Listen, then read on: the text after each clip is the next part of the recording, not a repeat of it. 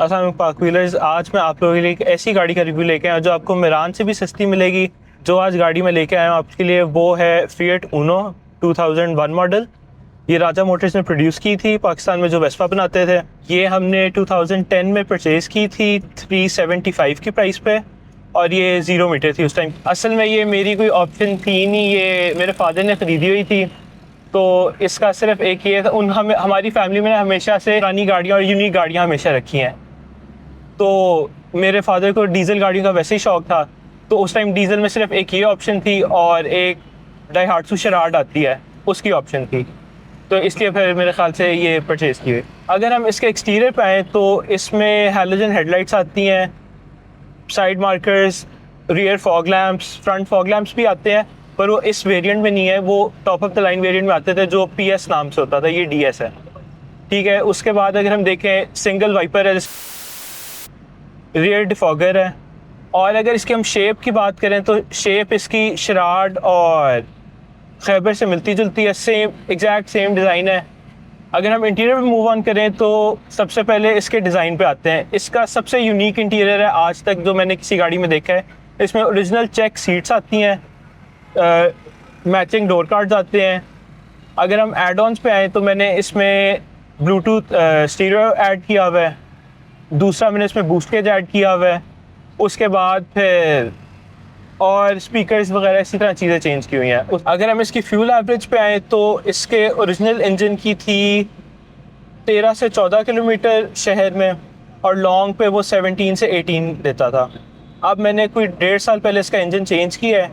जो मैंने डाला है टोयोटा 1N है, जो टोयोटा स्टारलेट में आता था, तो वो मुझे शहर में 17 to 18 एवरेज दे रहा है नॉर्मल ड्राइविंग पे, और अगर मैं 17 तक ही देता है, उससे नीचे नहीं जाती एवरेज। और अगर लॉन्ग पे आए तो लॉन्ग पे 19 एवरेज देता है 100 की स्पीड पे। मैंने इंजन इस वजह से चेंज किया था कि जो इसका ओरिजिनल इंजन था ना, वो पाकिस्तान में नॉन फॉल्ट कह लें या पाकिस्तान में नहीं कामयाब हुआ कि उसमें ओवर हीटिंग का इशू था। अब वो मैकेनिक्स ने ख़राब किया है कि एक्चुअली ओवर हीटिंग का कोई मसला था कि रेडिएटर छोटा था, अंडर साइज था रेडिएटर के, कूलिंग में वैसे ही पाकिस्तान गर्म इलाका है तो उसमें इशू करता था। तो वो अभी तक मुझे नहीं पता, पर इसमें मुझे ये मसला था कि मेरी हेड गैस्केट, गाड़ी हल्की सी ओवर हीट होती तो हेड गैस्केट ख़राब हो जाती थी। तो उसके बाद फिर मैंने इंजन चेंज करने का चूज़ किया था। अगर हम हैंडलिंग पे आएँ तो आज तक मेरे साथ ये नहीं हुआ कि गाड़ी कभी हाई स्पीड या लो स्पीड पे स्लिप हुई है। मैंने लो स्पीड में 80-90 पे भी गोल चक्कर से गाड़ी गुजारी हुई है, कभी नहीं गाड़ी स्लिप हुई या फील कराया है कि गाड़ी अभी स्लिप हो जाएगी। जैसे लोगों ने मजाक बनाया हुआ करोला का कि करोला अभी स्लिप हो जाती है, 100 से ऊपर करोला स्लिप हो जाती है। तो वो इसमें मुझे आज तक कभी फील नहीं होया। इसमें एक चीज़ की मुझे हैंडलिंग में फ़ील होता है कि इसमें पावर स्टीयरिंग होना चाहिए था, कि गाड़ी जब आप खड़ी हो ना और स्टीयरिंग मोड़ना पड़े तो वो बहुत मुश्किल होता है। ग्राउंड क्लियरेंस पे आए तो मुझे आज तक कभी गाड़ी की बॉडी कहीं नीचे नहीं लगी कि मैं किसी खड्डे में से गुजारूं या टूटी सड़क पर चलाऊं तो गाड़ी कभी नीचे नहीं लगती। सस्पेंशन पे आए तो सस्पेंशन गाड़ी की सॉफ्ट है और गाड़ी बहुत कंफर्टेबल है उस मुकाबले, ये मिरान या कल्टस वगैरह के मुकाबले। अगर हम कंफर्ट पे आए तो सबसे पहले लोग जो देखते हैं वो हेडरूम और लेग रूम है। लेग रूम इसमें एम्पल है। अभी मैं नॉर्मल जैसे सीट पीछे करके बैठता हूँ उसी तरह बैठा हुआ, और मेरे पीछे इतनी जगह है कि कोई भी आराम से बैठ सकता है। हेडरूम इसमें 6 फुट से ऊपर बंदा बैठ सकता है आराम से, उसे ये नहीं फील होगा कि उसका सर लग रहा है या वो तंग हो रहा है। अगर इसके शीशे बंद है तो इसमें आपको मिनिमम कैबिन नॉइज़ फील होता है, क्योंकि एक इसमें दरवाज़ों के अंदर साउंड डैम्पनिंग शीट ओरिजिनल लगी आती है, सारे दरवाज़ों में लगी हुई है। बॉनेट पे डैशबोर्ड और इंजन के पीछे भी इंसुलेशन शीट लगी हुई है कि कैबिन नॉइज़ उतनी ज़्यादा नहीं फील होती जब तक शीशे ना खुले। स्टोरेज स्पेस अगर हम देखें तो डैशबोर्ड का अपना खाना है, उसके अलावा इसकी एस्ट्रे जो है वो कंसोल के ऊपर है, यहाँ पे कहीं नीचे नहीं है।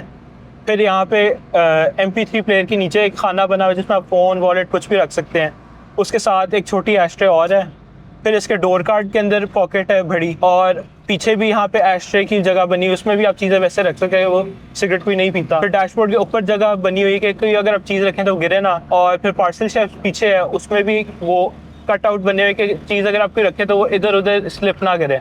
और फिर अगर आप बूट स्पेस की बात करें तो बूट स्पेस इसकी काफ़ी ज़्यादा है कि इसमें मैंने जो जनरेटर होते हैं ना बिजली वाले, उसकी मोटर जो होती है वो तक मैं रख के लेके गया हुआ। इसमें मैं 100 सीरीज क्रूज़र का गेयर रख के लेके गया हुआ। कभी मुझे ये नहीं फील हुआ कि डिक्की में जगह नहीं है। इसमें मैंने 4 रिम भी रखे हुए हैं जीप के, तो वो कभी फील नहीं हुआ कि सीटें बंद करो या कुछ, तो वो उसी तरह सारा आ जाता है। अगर हम इसके ओरिजिनल एसी पे आएँ तो वो तो ऐसे होता था कि अगर आपने दिन में भी एसी चलाया है ना फुल गर्मी में, तो अगर आपका ऊपर वाला वेंट खुला है तो उसके ऊपर बाहर शीशे पे ओस आ जाती थी। तो वो कूलिंग तो बहुत अच्छी थी ना। एसी कभी ट्रिप होता था कि आपको है कि आप इशारे पे खड़े हो तो एसी ट्रिप हो रहा है, गाड़ी में आपको गर्मी लगना शुरू हो गई है, वो भी कभी मसला नहीं आया। मुझे हमेशा से यूनिक गाड़ी का शौक था। अब मेरे पास एक ही है और मेरे पास दूसरी जो व्हीकल है वो वेस्पा है, तो मुझे यूनिक गाड़ी का शौक है और वो मेरा ये शौक गाड़ी पूरा करती है। मेरे ख्याल से इस प्राइस रेंज में गाड़ी में फ़ीचर्स बाकी कंपैरेटिव गाड़ियों से इक्वल हैं या ज़्यादा ही हैं, बट मुझे लगता है एक दो चीज़ें जैसे अलॉय व्हील्स दे सकते थे, जैसे फ्रंट फॉग लैंप्स दे सकते थे। अगर रियर फॉग लैंप्स हैं जो सिर्फ कुछ गाड़ियों में आते हैं आज के दिन में भी, तो वो फ्रंट फॉग कप होल्डर्स हो सकते थे। जो पावर विंडोज़ इनने फ्रंट 2 दी हुई थी वो चारों पावर विंडोज़ हो सकती थी या चारों सादी हो सकती थी।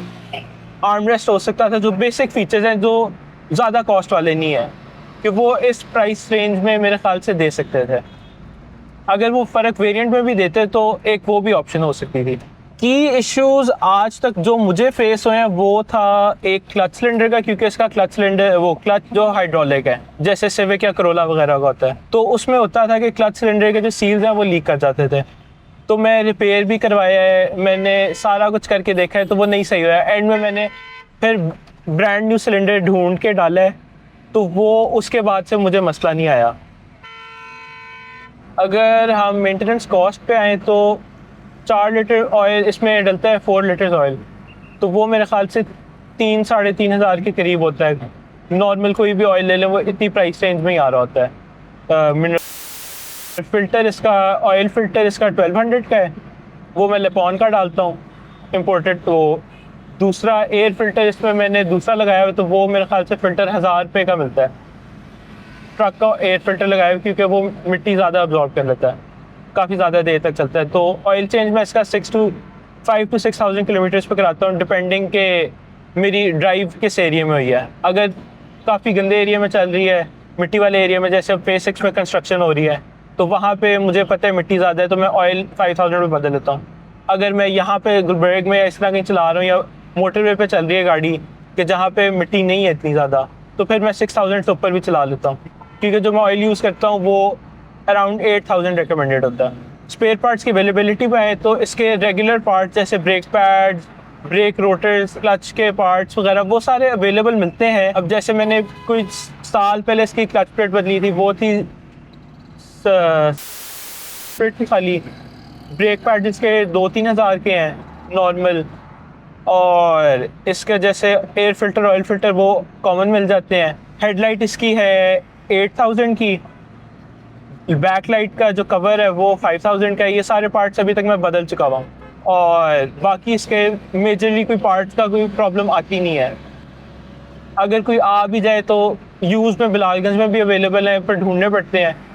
दूसरा, इसमें काफ़ी हद तक कुछ बहुत चीज़ों की ऑल्ट्रेशन हो जाती है और लोगों ने की हुई है। जैसे लोग इसमें क्लच सिलेंडर लगा देते हैं, आपका मर्सिडीज़ का लगा देते हैं, आपकी लाइट्स मिरान की लगा देते हैं, हेडलाइट्स कल्टस की लगा देते हैं, बम्पर्स कल्टस के लगा देते हैं। तो वो पाकिस्तान में ये सारा कुछ हो रहा होता है, पर मुझे गाड़ी ओरिजिनल पसंद है। इसका ईयरली टोकन टैक्स जो है वो 9,000 से ऊपर ही, क्योंकि ये 1500 से 2000 वाली कैटेगरी में आ जाती है, क्योंकि ओरिजिनल इसका 1.7 लीटर था 1700 सीसी। तो वो टोकन टैक्स इसका ज़्यादा साल हो गए हैं, तो 10 साल के बाद वो सेल्स टैक्स या इनकम टैक्स डिडक्ट हो जाता है, तो मेरे ख्याल से 9 या 10 हज़ार रुपये टैक्स आ जाता है टोकन इसका।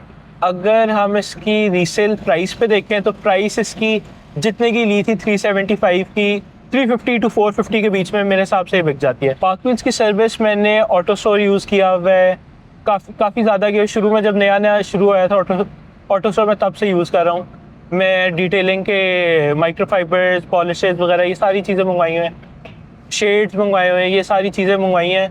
मेरा तो एक्सपीरियंस बहुत अच्छा रहा है कि ऑन टाइम डिलीवरी है। अगर कोई इशू आता है तो वो हेल्पलाइन पे कॉल करके वो रिजॉल्व भी हो जाता है। जैसे एक दफ़ा पार्ट्स मेरे रिफ़ंड कराने थे, मेरा रिफ़ंड भी हो गया था, वो पार्ट्स मैंने वापस भेजे थे, रिफ़ंड हो गया था। तो I am very satisfied with पाक व्हील्स की सर्विस। अगर आप लोगों को मेरा रिव्यू पसंद आया हो और इससे मैं उम्मीद कर काफ़ी ज़्यादा इन्फॉर्मेशन मिली हो है और आप लोग इस गाड़ी के बारे में कोई इंटरेस्ट डेवलप हुआ है, और अगर आप इसी तरह मेरी तरह अपनी गाड़ी का रिव्यू करवाना चाहते हैं, तो पाक व्हील्स की यूट्यूब वीडियो की डिस्क्रिप्शन में जो लिंक दी हुई है उस पर फॉर्म फिल करके आप भी अपनी गाड़ी का रिव्यू करवा सकते हैं। Thank you PakWheels for giving me a chance to feature my car on your channel, and thank you PakWheels for viewing this video.